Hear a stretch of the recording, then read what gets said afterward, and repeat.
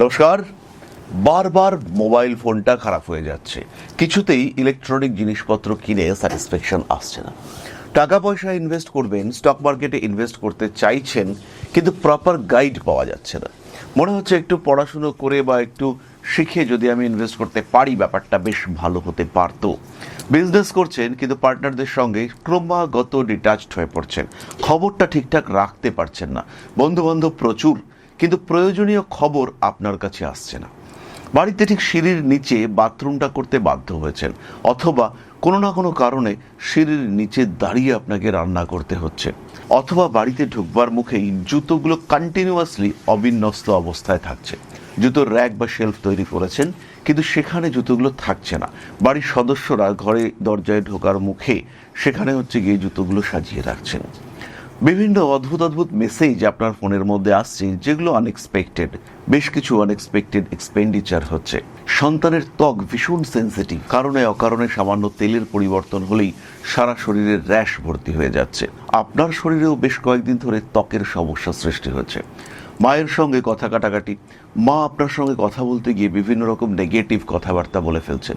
ক্রমাগত গোপন শত্রুতা মনে হচ্ছে বেড়ে উঠছে। গোপন কথা বেশ কিছুটা আপনার মধ্যেও রয়েছে, কিন্তু কিছুতেই আপনি সেই গোপন কথা গোপন রাখতে পারছেন না। একদম অসাবধানভাবে আপনি ডিসাইড করেছেন যে এই কথা আমি কাউকে বলবো না, কিন্তু একদম অসাবধানতার বশে আপনার মুখ থেকে বেরিয়ে গেল। আর এই গোপন কথা প্রকাশিত হওয়ার ফলে আপনার ভাবমূর্তি বেশ কিছুটা ক্ষুণ্ণ হতে দেখতে পাওয়া গেল। একটা বাড়ি, ফ্ল্যাট, জায়গা, জমি বা যাই পছন্দ করছেন না কেন, আপনি ডিসাইড করলেন কালকে সে অ্যাডভান্স করব, এবং কালকে গিয়ে দেখতে পেলেন যে এই বিষয়টি অলরেডি বুক হয়ে গিয়েছে। ইতিমধ্যেই আপনার যে বিষয়টি পছন্দ হয়েছিল, আপনার যে জমি পছন্দ হয়েছিল, কেউ সেই জমির জন্য অ্যাডভান্স টাকা পে করে গেছে। মা অথবা মাতৃকুল থেকে বেশ কিছুটা টাকা পয়সা পাওয়ার কথা ছিল, কিন্তু কোনো অদ্ভুত কারণে সেই টাকা পয়সাটা আপনি প্রাপ্ত হলেন না। কথাবার্তা বলতে চাইছেন, কিন্তু সবার মধ্যে ঠিক নিজেকে মানিয়ে গুছিয়ে নিজের বক্তব্য এক্সপ্রেস করতে পারছেন না। কেমন যেন একটা জড়সড় আড়ষ্ট ভাব। আপনি জানেন আপনি ঠিকঠাক বলছেন, আপনি জানেন আপনি বেস্ট স্টুডেন্ট, আপনি জানেন আপনার কাছেই সঠিক উত্তর আছে, কিন্তু বাকিরা ভুল উত্তর দিলেও আপনি নিজেকে জাহির করতে পারলেন না। কেমন যেন যত দিন যাচ্ছে আরও আরও আরও ইন্ট্রোভার্ট হয়ে যাচ্ছেন।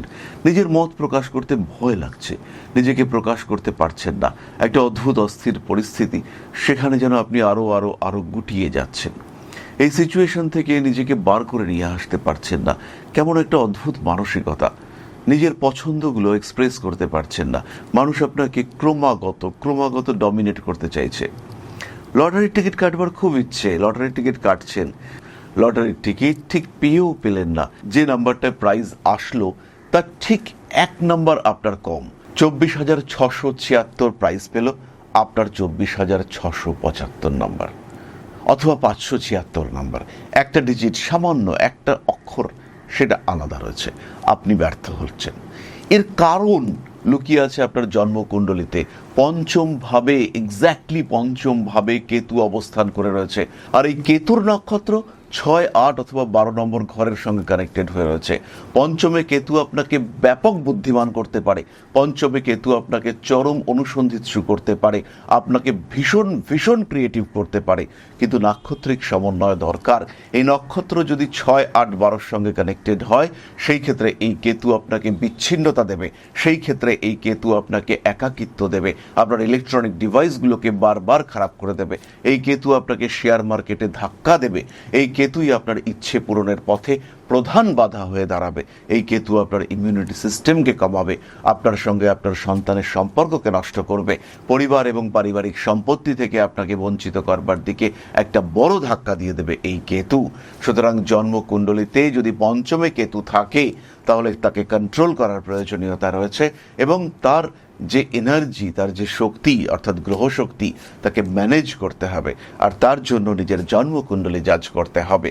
সমস্যা আসতেই পারে, আদৌ আপনি নিজে এই সমস্যার জন্য কতটা রেসপন্সিবল, কতটা আপনার গ্রহরা আপনাকে সমস্যা দিচ্ছে, ইউনিভার্স কি চাইছে, এবং আলটিমেটলি আপনার পারিপার্শ্বিক পরিবেশ কি চাইছে, কতটা আপনি ডমিনেটেড হচ্ছেন পরিবেশের দ্বারা, এই সমস্ত বিষয়গুলিকে উপলব্ধি করার নামই হলো গ্রহশক্তি ম্যানেজমেন্ট। আর এটাই আপনাকে দিতে পারে 100% সাকসেস। যতটুকু পেতে পারেন পুরো প্রাপ্তির সম্ভাবনা এবং স্বাদ আপনাকে অনুধাবন করাতে পারে এই গ্রহশক্তি ম্যানেজমেন্ট। ভালো থাকুন, সুস্থ থাকুন। পঞ্চমে কেতু থাকলে হনুমান মন্দিরে দান করুন কালো তিল, কিছুটা রিলিফ অবশ্যই পাবেন। নমস্কার, জয় মা আদিশক্তি।